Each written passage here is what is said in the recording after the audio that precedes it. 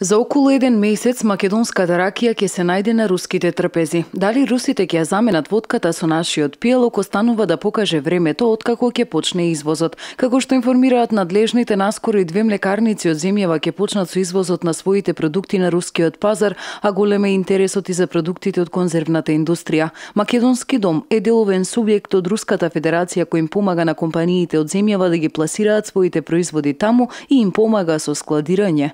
Во август земјава ја посетиле само 551 гостин од Русија. Со сертификација на алкохолни пијалаци започнавме уште од месец мај, имајќи во предвид дека досега ракија не била воопшто извезена во Руската Федерација, македонска ракија, без разлика од кој производител. Најголем проблем со туристите е немањето на директна авиолинија. Рускиот гастрономски критичар Олег Назаров, голем потенцијал за развојот на туризмот, односно привлекување на руски туристи во земјава, гледа во развојот на алкохолно-гастрономскиот туризам.